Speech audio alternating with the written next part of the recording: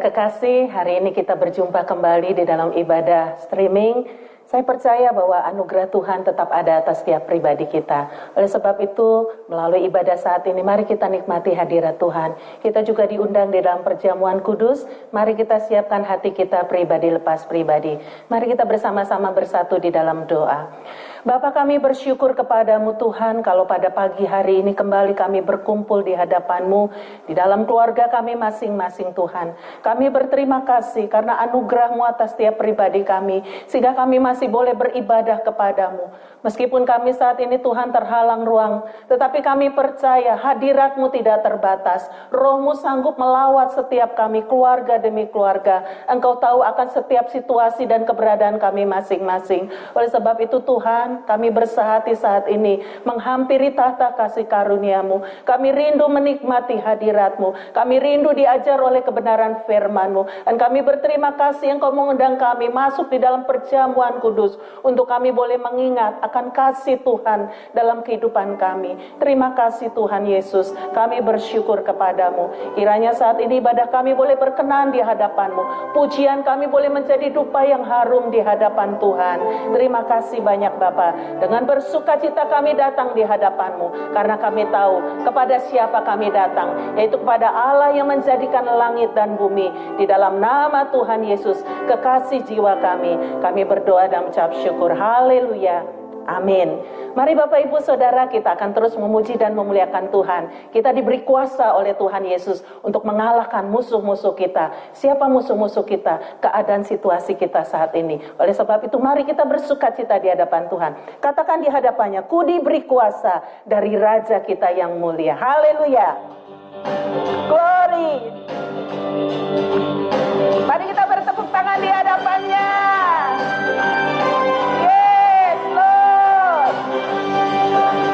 Ku diberi kuasa dari Raja mulia, menaklukkan musuh di bawah kakiku. Ku pakai kuasa dari Raja mulia.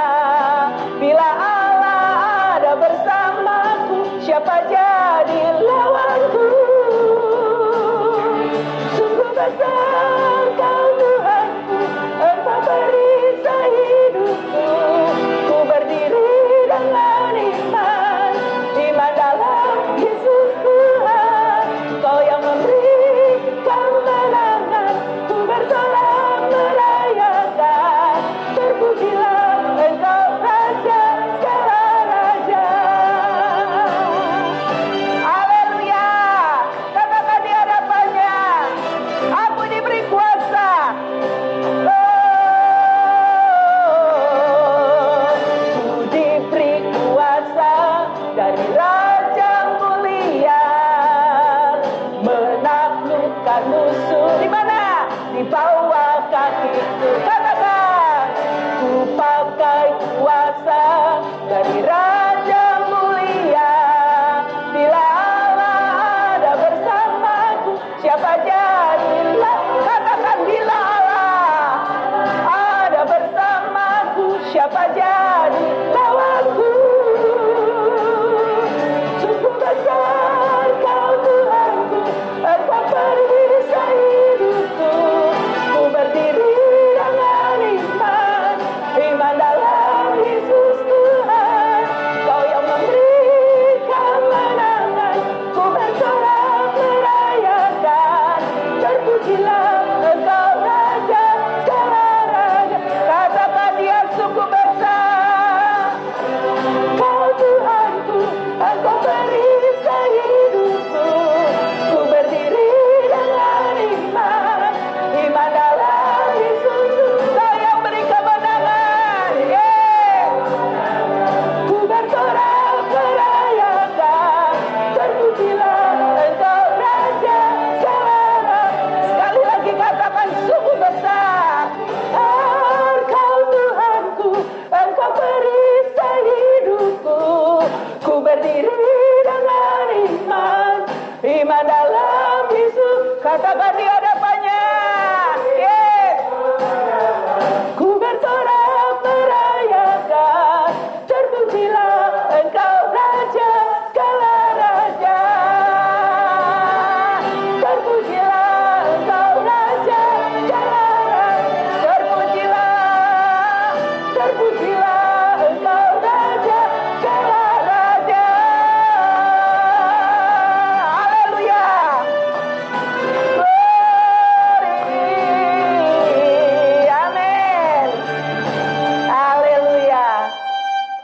Tuhan, saudara kekasih, kuasa yang Tuhan berikan atas kita itu menaklukkan musuh. Saya nggak tahu apa yang menjadi musuh saudara saat ini.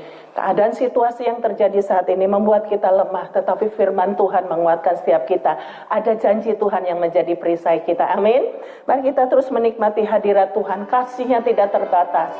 Kasih-Nya sanggup memulihkan saudara dan saya. Orang tua, anak-anak muda, bahkan anak-anak kecil, Tuhan sanggup pulihkan. Oleh sebab itu mari saat ini kita terus nikmati hadirat-Nya. Katakan di hadapannya, kasih yang terindah, hati yang mulia hanya Engkau sendiri yang memberikannya atas setiap kami Tuhan. Haleluya.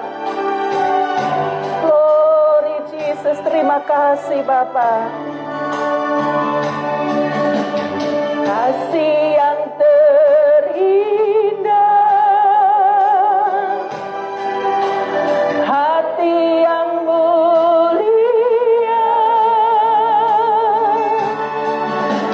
hanya ku temukan di dalam-Mu. Yesusku, katakan pujian. Hatiku, amin. Selalu di setiap waktuku, tiada pernah berubah kasih-Mu. Katakan di hadapannya. Amin. Pengorbananmu, yes Jesus. Haleluya.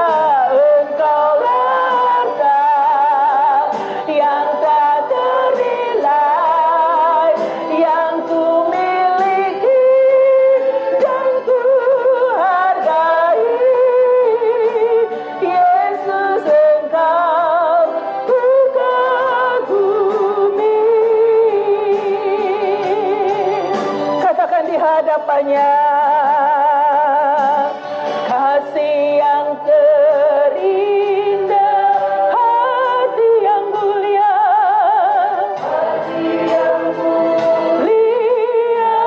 amin. Hanya ku temukan di dalam-Mu. Yesusku, pujian, pujian dari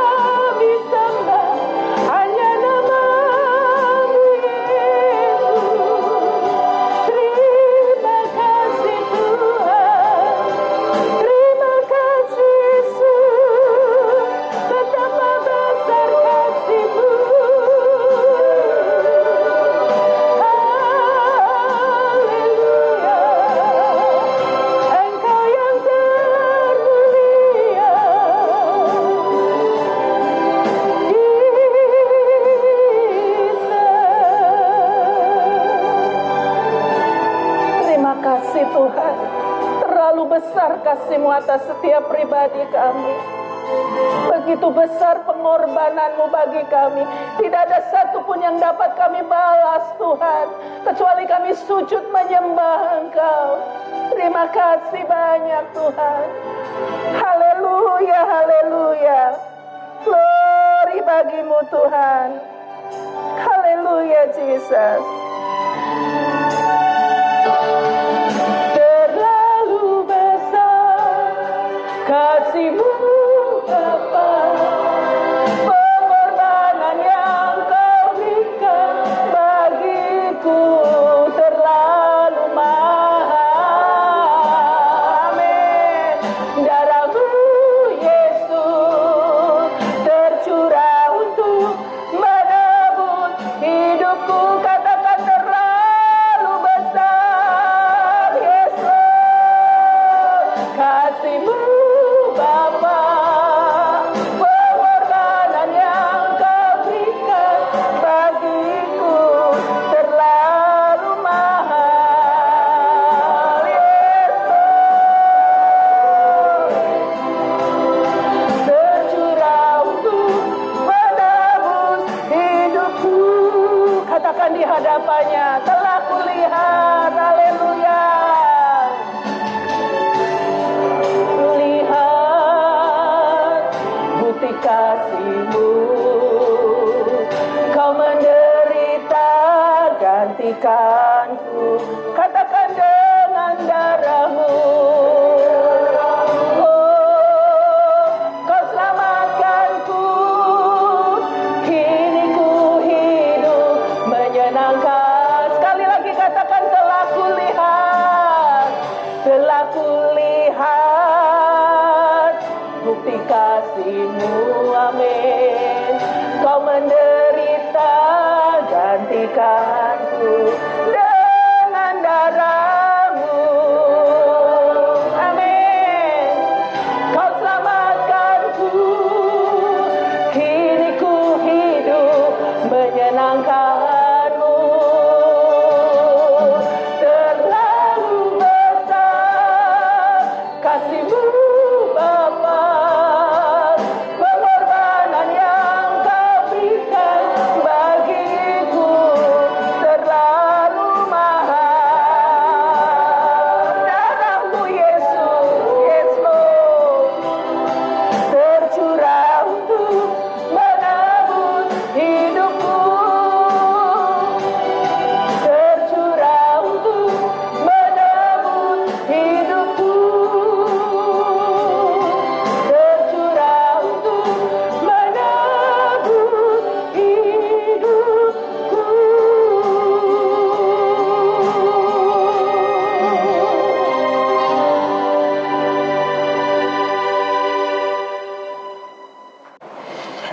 Saudara, mari kita berdoa. Bapa di surga, kami bersyukur kepada-Mu. Hari ini kami kembali bisa menghampiri takhta kasih karunia-Mu. Terlalu besar kasih yang telah Kau berikan kepada kami. Itu sebabnya juga pada hari ini Tuhan, kiranya kasih itu mengalir di dalam kehidupan kami, dan kami boleh meresponi kasih-Mu itu dengan satu kehidupan yang berkenan kepada-Mu, dengan satu ibadah yang menyenangkan hati Tuhan, dengan satu pelayanan yang berkenan di hadapan hadirat Tuhan. Karena itu berbicaralah kepada kami pada pagi hari ini, dan setelah itu juga kami akan masuk dalam perjamuan kudus Tuhan. Kiranya Engkau sendiri pimpin, supaya segala sesuatu yang kami lakukan dalam pelayanan ini menyenangkan hati-Mu, mendatangkan berkat buat setiap orang yang mengikutinya. Urapi akan kami, urapi akan hamba-hamba-Mu ini. Dalam nama Tuhan Yesus Kristus kami berdoa. Haleluya. Amin.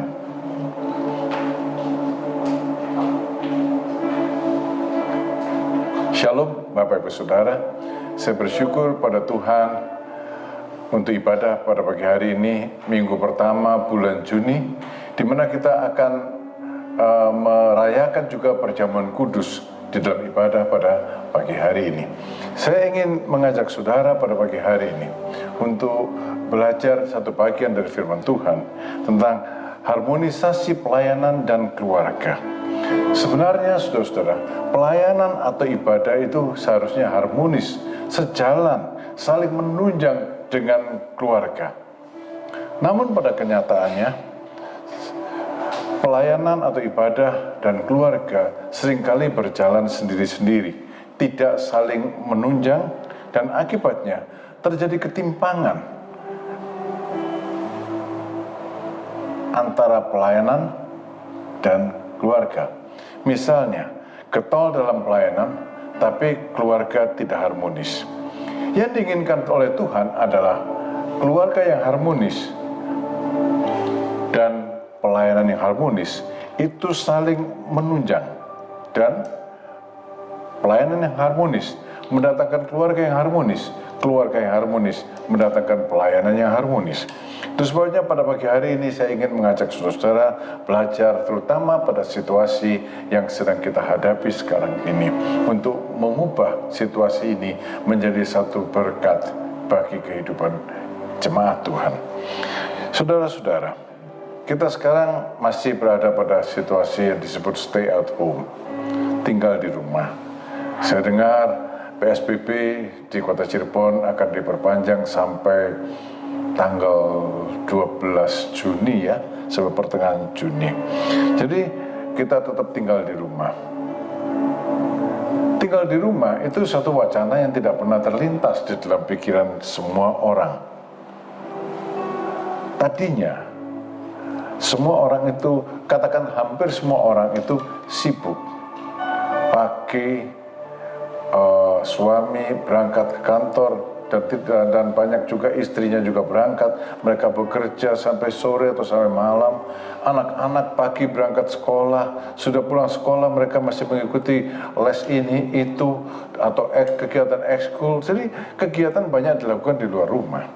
Dan terutama kalau di Cirebon mungkin keadaan tidak begitu parah seperti di kota-kota besar, tapi toh ada kecenderungan akhirnya orang datang ke rumah itu sudah sore atau sudah malam, lalu sudah capek, dan rumah itu akhirnya berubah fungsi hanya menjadi satu tempat persinggahan dari petang sampai pagi, tidur, pagi bangun dan berangkat kerja, berangkat sekolah lagi.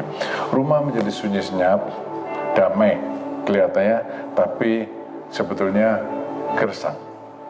Sejak bulan Maret atau April 2020 ini, mendadak sontak keadaan berubah.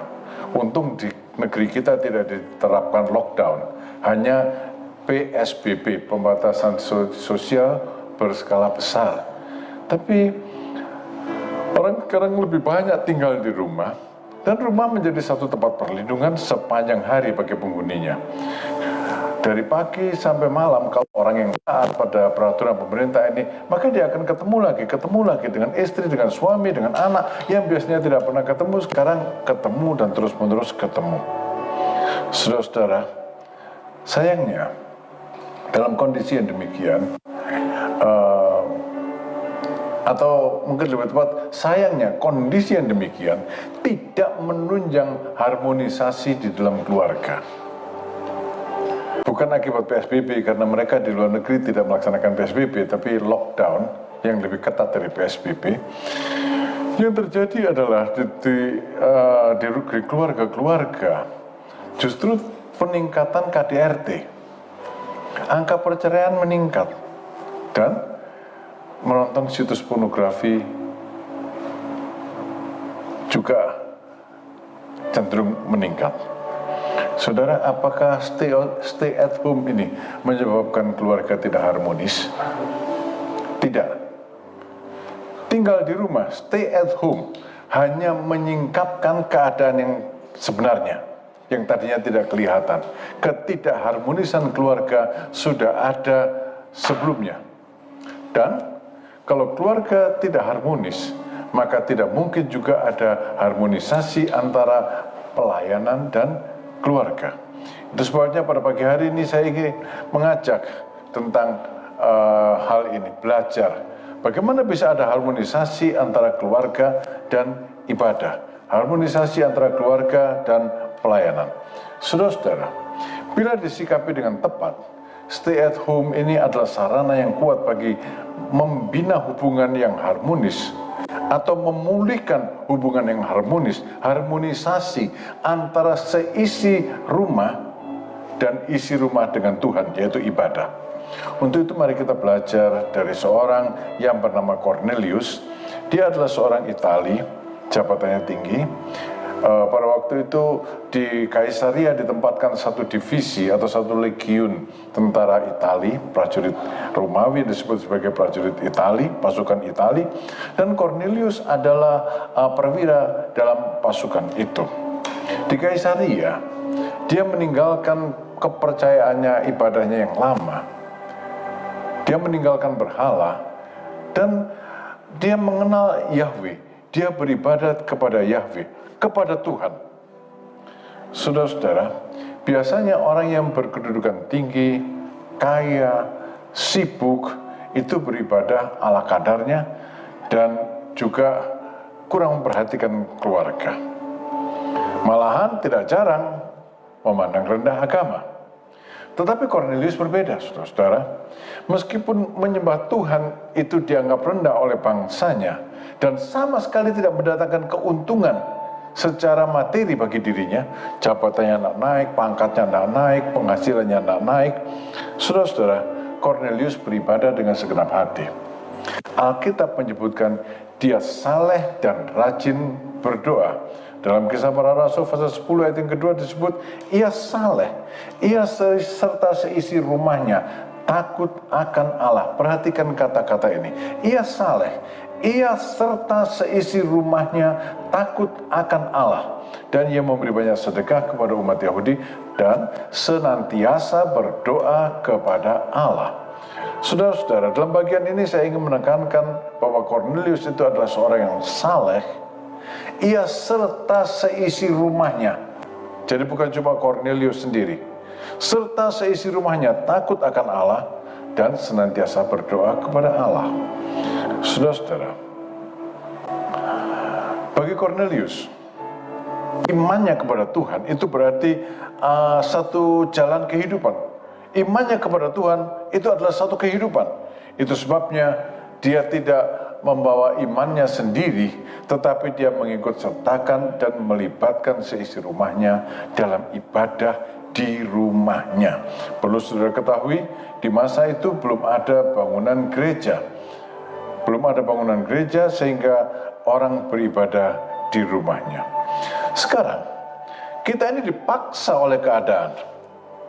Kalau mau beribadah, kita harus beribadahnya di rumah. Saudara-saudara, bila mana ibadah di rumah ini kita lakukan dengan semangat, dengan spirit, dengan roh yang sama seperti yang dilakukan oleh Cornelius, dan melibatkan seluruh keluarga sebagai satu komitmen, maka saudara-saudara, ibadah di rumah ini menjadi satu sarana yang kuat untuk mempersatukan Tuhan dan keluarga. Ibadah di rumah ini akan membawa hadirat Tuhan ke rumah saudara, memenuhi rumah saudara dengan damai sejahtera, sukacita, dan kebahagiaan. Keluhan orang di masa seperti ini tinggal di rumah terus itu adalah bosan. Saudara-saudara, itu bisa diatasi dengan cara yang sehat. Kalau kita memperhatikan himbauan, mari kita beribadah di rumah. Bawa Tuhan ke rumah, sertakan seluruh keluarga. Saudara-saudara, hubungan keluarga menjadi lebih harmonis. Hubungan keluarga dengan Tuhan juga menjadi lebih harmonis. Pelayanan dan keluarga itu juga berjalan dengan harmonis. Saudara-saudara, yang kedua, Cornelius itu melayani sesuai dengan karunia. Tadi dalam Kisah Para Rasul pasal 10 ayat yang kedua dikatakan, ia saleh, ia serta seisi rumahnya takut akan Allah, dan ia membuat sedekah, ia memberi banyak sedekah kepada umat Yahudi dan senantiasa berdoa kepada Allah. Cornelius, saudara-saudara, melayani. Kenapa? Orang yang sungguh-sungguh beribadah, Orang yang sungguh-sungguh beribadah, beriman kepada Tuhan, pasti tergerak, terdorong dalam hatinya untuk terlibat dalam pelayanan. Cornelius juga melibatkan diri dalam pelayanan.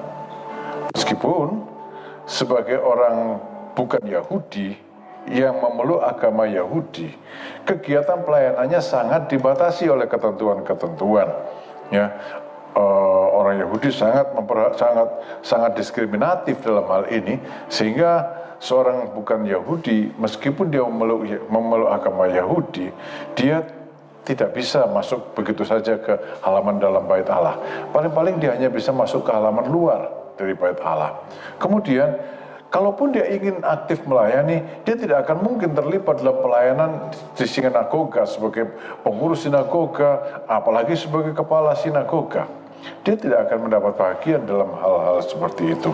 Hanya orang Yahudi asli yang bisa menduduki jabatan sebagai penghulu rumah sembahyang atau sebagai pengajar di sinagoga. Tapi saudara, meskipun begitu banyak hambatan itu tidak menyurutkan Cornelius untuk melayani. Ada banyak orang merasa karena saya menemui banyak hambatan, saya dihambat dalam pelayanan, maka ya sudahlah, saya tidak melayani aja. Tapi orang yang seperti Cornelius, dia sungguh-sungguh, maka dia melayani dengan mempunyai keinginan untuk melayani, begitu kuat keinginannya. Dan dia melakukan pelayanan di bidang pelayanan yang terbuka baginya. Perhatikan, Cornelius melayani di bidang pelayanan yang terbuka baginya. Sebagai penghulu sinagoga nggak boleh, ya sudah. Sebagai pengajar nggak bisa, ya sudah. Tapi ada bidang pelayanan yang terbuka baginya, yang Tuhan karuniakan kepada dia, yang Tuhan karuniakan kepada Cornelius. Dan itulah namanya melayani sesuai dengan karunia, bukan melayani sesuai dengan keinginan. Apa yang Tuhan karuniakan kepada Cornelius? Cornelius mendapat kekayaan, sehingga dengan demikian dia bisa memberi sedekah. Itulah karunia yang disebut sebagai membagi-bagikan sesuatu atau karunia memberi. Saudara-saudara, pasal 12 ayat yang ke-8, di situ dikatakan, dinasihatkan kepada jemaat, jika karunia untuk menasihati, ada orang yang punya karunia untuk menasihati, baiklah kita menasihati. Siapa membagi-bagikan sesuatu, hendaklah ia melakukannya dengan hati yang ikhlas. Siapa yang memberi pimpinan, hendaklah ia melakukannya dengan rajin. Dan siapa yang menunjukkan kemurahan, hendaklah ia melakukannya dengan sukacita. Saudara-saudara bisa membagi-bagikan sesuatu, bisa memberikan satu kemurahan hati kepada orang lain, itu adalah satu karunia.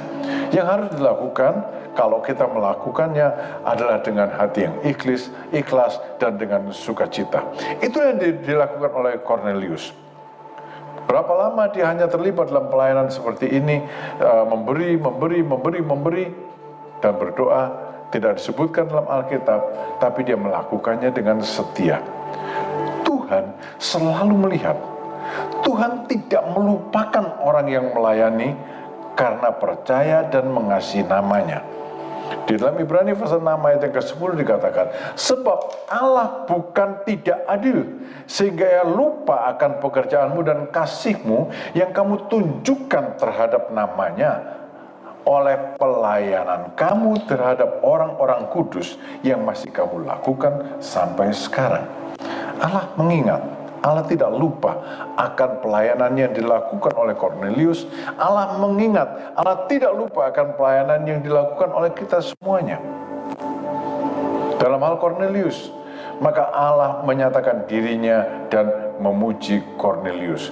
Di dalam kitab Kisah Para Rasul pasal 10 ayat 3 sampai 4 dikatakan, dalam suatu penglihatan, kira-kira jam 3 petang, jelas tampak kepadanya seorang malaikat Allah memasuki rumahnya dan berkata kepadanya, Cornelius. Ia menatap malaikat itu dan dengan takut dia berkata, ada apa Tuhan? Jawab malaikat itu, semua doamu dan sedekahmu telah naik ke hadirat Allah dan Allah mengingat engkau. Pelayananmu berkenan di hadapan Allah. Doamu, sedekahmu naik ke hadapan hadirat Allah dan Allah mengingat engkau. Saudara-saudara, kalau kita melayani sesuai dengan karunia, yang Allah berikan kepada kita dengan segenap hati, dengan setia, dengan komitmen, saudara, pelayanan itu tidak akan pernah dilupakan oleh Allah. Di sini dikatakan Kornelius melihat malaikat masuk ke rumahnya. Ini adalah satu hal yang luar biasa, saudara-saudara. Bukan maling yang masuk rumahnya, bukan perampok yang masuk rumahnya, bukan setan yang masuk ke rumahnya, tapi malaikat yang masuk ke rumahnya. Kalau kita melayani dengan segenap hati, melibatkan seluruh keluarga, yang masuk rumah kita itu malaikat, saudara. Malaikat Tuhan berkemah di sekeliling orang-orang yang takut akan Dia. Begitu dikatakan oleh pemazmur. Dan Tuhan memuji pelayanan Kornelius. Kita kadang frustrasi karena pelayanan kita tidak dipuji oleh manusia. Pujian manusia sia-sia, saudara. Yang penting adalah kalau Tuhan yang memujinya. Kalau Tuhan yang memujinya, itu penting. Dan saudara-saudara, kalau Tuhan memuji pelayanan kita, maka Dia bertindak lebih lanjut. Apa? Kornelius dipercaya untuk melakukan pelayanan yang lebih besar. Kornelius dipercaya untuk melakukan pelayanan yang lebih besar. Pelayanan yang tidak pernah terpikir olehnya. Saudara-saudara, dalam istilah sekarang, Tuhan menugaskan Kornelius untuk menjadi penyelenggara sebuah KKR. Tadinya dia dalam satu pelayanan memberi dengan setia. Tuhan sendiri yang meningkatkan. Dia menjadi penyelenggara sebuah KKR.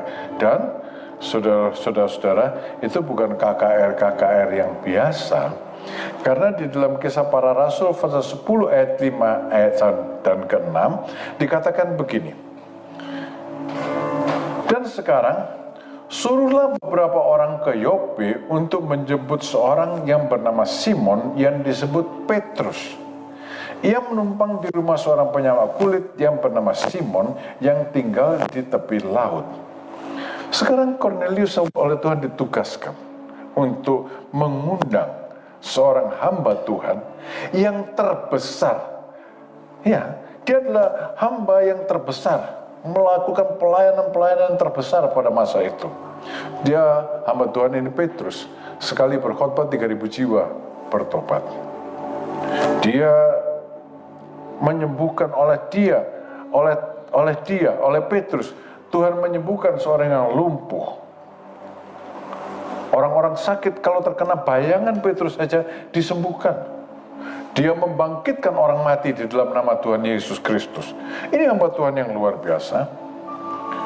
Dan saudara-saudara, kelihatannya perintah Tuhan kepada Kornelius ini mudah, tapi sesungguhnya sulit. Memerlukan satu komitmen yang tinggi. Untuk mengundang Petrus itu bukan satu hal yang terlalu sulit, karena Kornelius punya banyak bawahan. Dan betul, Kornelius memang menugaskan bawahannya untuk pergi mengundang Petrus. Kornelius tinggal di Kaisaria, Petrus pada waktu itu ada di Yope, itu berarti jalan kaki sehari penuh. 2 orang prajurit disuruhnya untuk mengundang Petrus di Yope. Tapi untuk membuat Petrus mau datang ke rumah Kornelius itu adalah satu hal yang mustahil. Sebab pada zaman itu ada satu ketentuan yang dipegang oleh orang Yahudi, yaitu bahwa orang Yahudi dilarang bergaul dengan orang yang bukan Yahudi. Ya, seperti dikatakan oleh Petrus di dalam ayat yang ke-28 Kisah Para Rasul pasal 10, ia berkata kepada mereka, kamu tahu betapa kerasnya larangan bagi seorang Yahudi untuk bergaul dengan orang-orang yang bukan Yahudi atau masuk ke rumah mereka. Ada larangan keras bagi orang Yahudi, Petrus orang Yahudi, untuk bergaul dengan orang-orang bukan Yahudi, Kornelius orang bukan Yahudi, apalagi masuk ke rumah orang bukan Yahudi. Saudara-saudara, untuk membawa Petrus mau masuk memenuhi undangan Kornelius, masuk ke rumah Kornelius, itu adalah satu hal yang maha sulit. Tapi Kornelius taat pada perintah Tuhan. 2 bawahannya berangkat menjemput Petrus.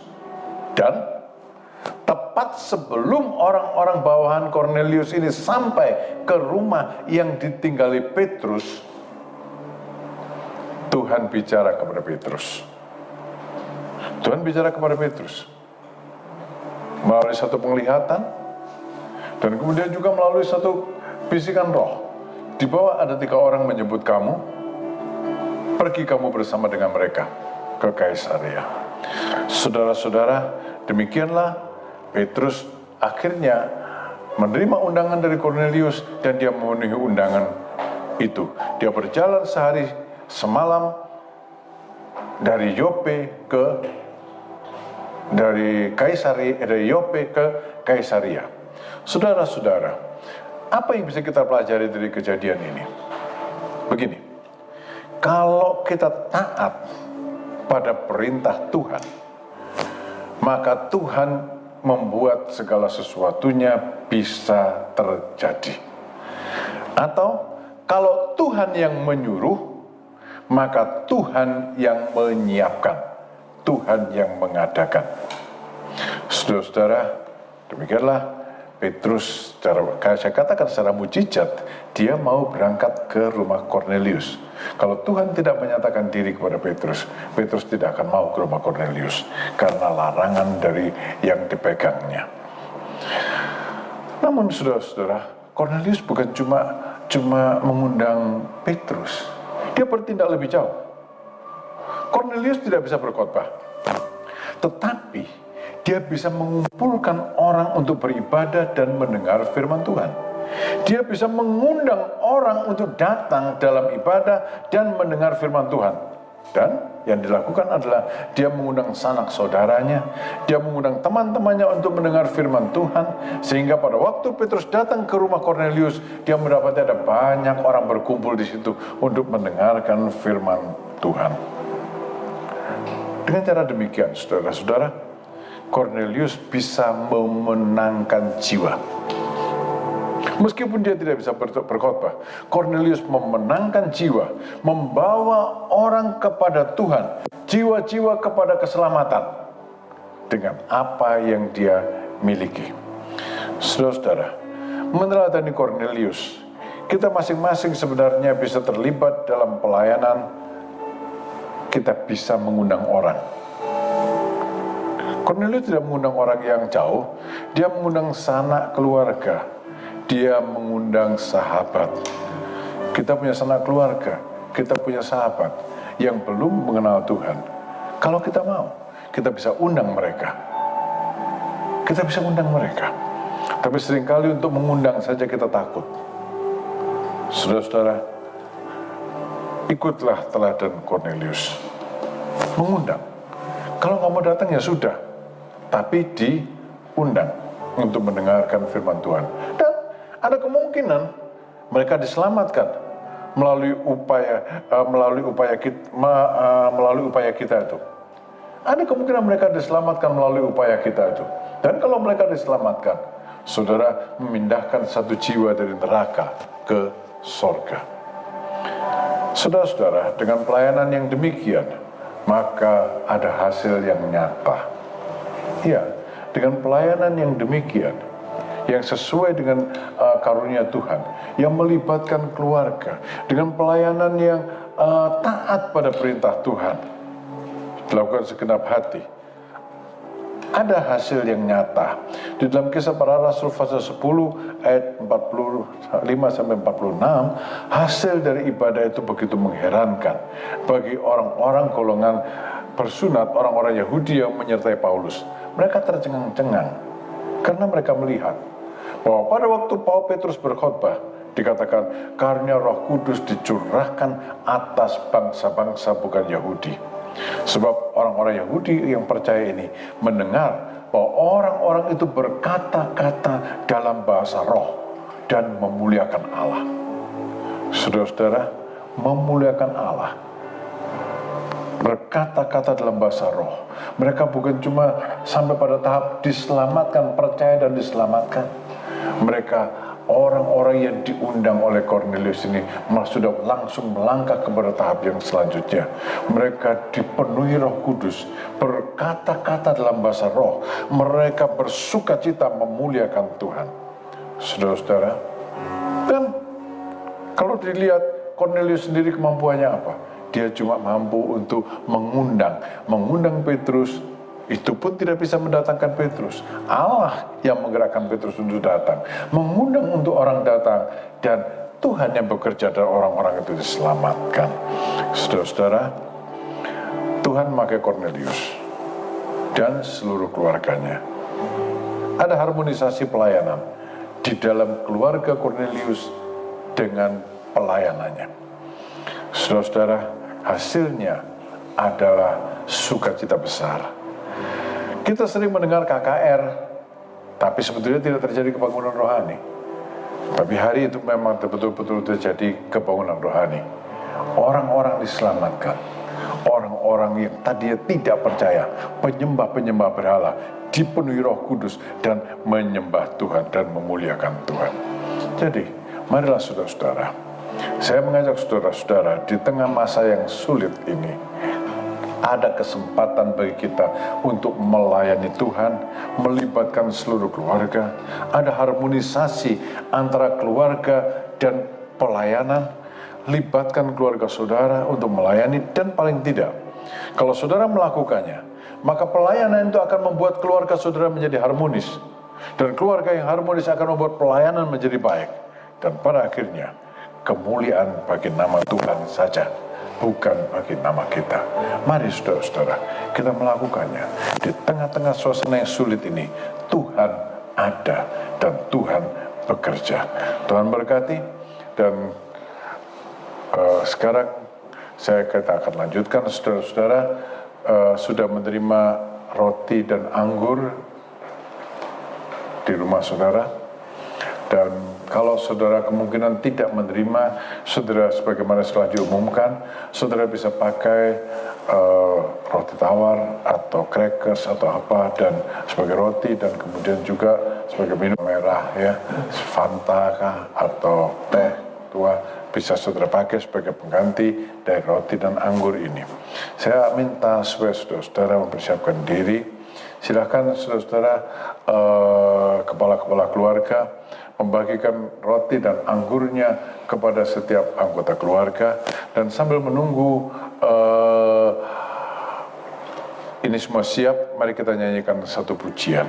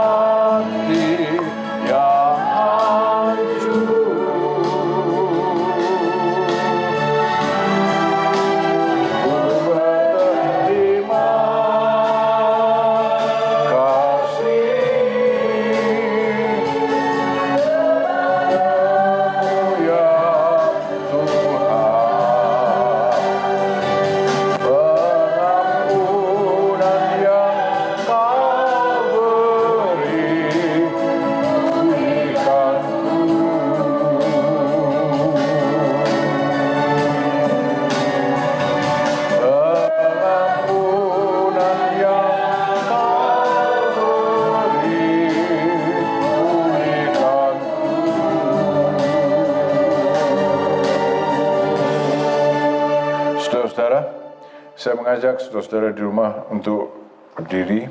Di tangan saudara ini ada roti dan ada anggur. Saudara, jangan pandang roti ini hanya sebagai roti begitu saja, atau minuman anggur ini hanya sebagai minuman anggur. Tapi pandanglah bahwa di balik roti dan anggur ini ada tubuh dan darah Kristus yang telah diberikan untuk kita, untuk pengampunan dosa kita, yang karenanya kita diselamatkan, yang karenanya kita itu menjadi anak-anak Allah, yang karena tubuh dan darah Kristus itu kita, saya ulangi lagi, karena tubuh dan darah Kristus itu kita diselamatkan, kita menjadi anak-anak Allah. Karena itu saudara-saudara, pada pagi hari ini hendaklah kita dengan segenap hati, dengan bersyukur karena keselamatan yang Tuhan berikan kepada kita itu. Kita memandang dan mengingat kembali korban Tuhan Yesus di atas bukit Golgota. Dan di samping itu juga Tuhan Yesus berkata bahwa oleh bilur-bilurku, bahwa oleh bilur-bilurnya engkau disembuhkan. Kalau pada pagi hari ini ada di antara saudara-saudara yang juga sedang sakit, percayalah akan janji Tuhan ini, bahwa oleh bilur-bilurnya engkau disembuhkan. Karena itu saudara-saudara, mari kita mengangkat roti ini di tangan kanan kita, dan di dalam 1 Korintus pasal 11 ayat 23 sampai ayat 26 dituliskan demikian. Sebab apa yang telah kuteruskan kepadamu, perjamuan kudus ini, perintah perjamuan kudus ini, telah aku terima dari Tuhan, bukan rekayasa manusia. Yaitu bahwa Tuhan Yesus pada malam waktu ia diserahkan mengambil roti. Dan sesudah itu ia mengucap syukur atas roti itu. Ia memecah-mecahkan roti itu dan berkata, inilah tubuhku yang diserahkan bagi kamu. Perbuatlah ini menjadi peringatan akan aku. Dengan mengingat Tuhan Yesus Kristus yang tubuhnya dihancurkan di Golgota, dengan mengimani janjinya bahwa tubuhnya itu adalah benar-benar makanan yang memuaskan, yang membuat jiwa kita menjadi puas dan menjadi kuat. Dengan mempercayai bahwa oleh bilur-bilurnya kita disembuhkan, mari kita makan roti ini di dalam nama Tuhan Yesus Kristus.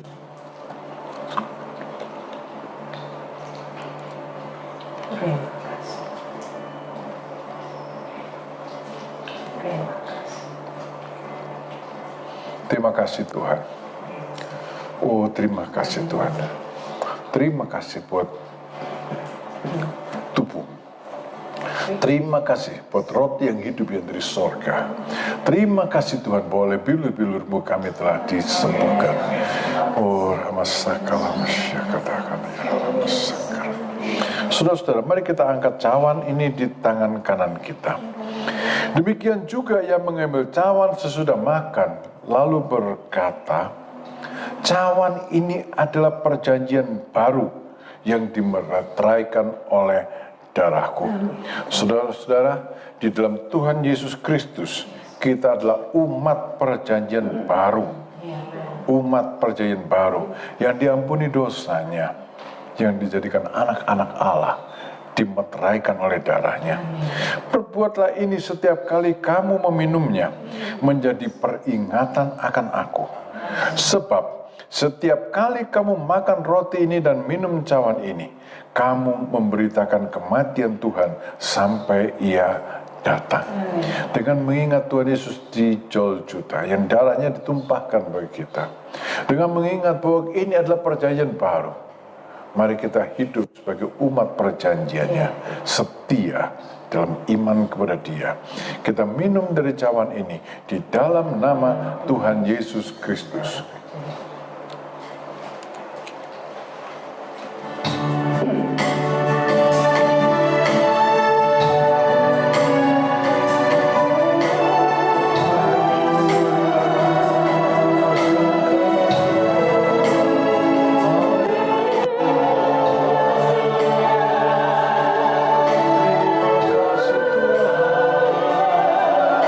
Terima kasih bahwa kami dalam Engkau menjadi anak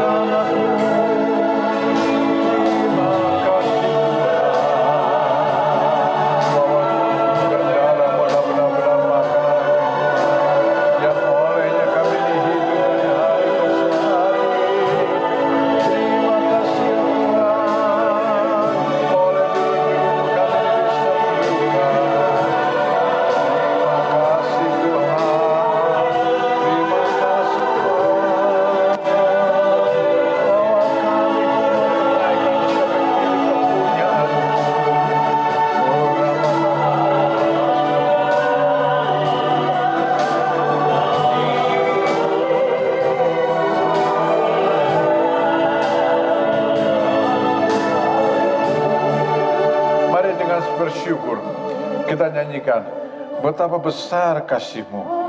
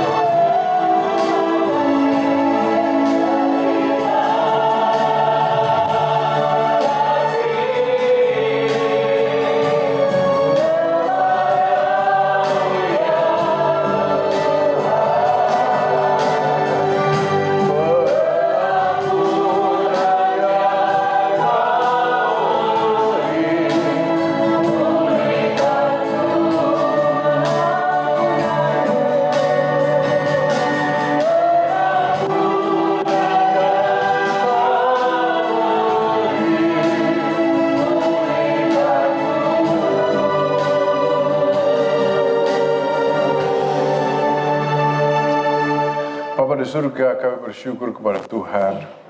Hari ini kami beribadah. Hari ini kami merayakan perjamuan kudus. Hari ini kami diingatkan kembali akan kematian-Mu di Bukit Golgota. Hari ini kami diingatkan kembali bahwa di dalam Engkau, oleh tubuh dan darah-Mu, kami ini adalah umat perjanjian baru, anak-anak Allah, di mana di dalam kami ada roh-Mu, bahwa kami dipulihkan, roh, tubuh, dan jiwa kami di dalam Engkau. Tuhan, kiranya ini menjadi satu kenyataan kehidupan yang jelas di dalam kehidupan kami, hamba-hamba-Mu, umat-Mu di GBI Raja Wali ini. Tuhan, Engkau kiranya memberkati saudara-saudara ini, sehingga di dalam kasih-Mu kami terpanggil, tergugah untuk melakukan satu pelayanan yang benar di hadapan-Mu. Ada harmonisasi antara keluarga dan pelayanan, antara pelayanan dan keluarga. Ibadah kami berkenan di hadapan Tuhan, dan ibadah yang berkenan di hadapan Tuhan membuat keluarga kami menjadi harmonis. Keluarga yang harmonis membawa satu ibadah dan pelayanan juga yang berkenan di hadapan Tuhan.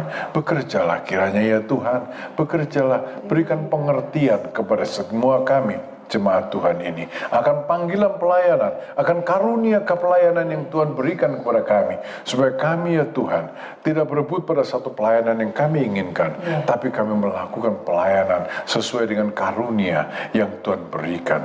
Gereja Tuhan hidup, gereja Tuhan hidup karena umatnya yang ada dalam gereja itu melakukan fungsinya, tugas pelayanan yang Tuhan karuniakan. Dan kiranya ya Tuhan, mata kami boleh melihat bahwa di dalam situasi sulit ini sekalipun, gereja ini hidup karena anggota-anggotanya terlibat di dalam pelayanan yang harmonis dengan keluarga mereka masing-masing.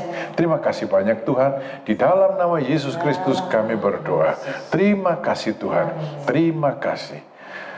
Saudara-saudara, mari kita terima berkat dari Tuhan. Dan pada akhirnya saudara-saudara, terimalah berkat serta kasih sayang dari Allah Bapa. Tuhan Yesus Kristus sendiri melimpahkan damai sejahteranya yang melampaui sekalian akal, mengawali kehidupan saudara. Dan persekutuan dalam Roh Kudus mempersatukan kita semuanya dari saat ini sampai Maranatha, Tuhan Yesus datang yang kedua kalinya. Amin. Kami memuji kebesaran-Mu.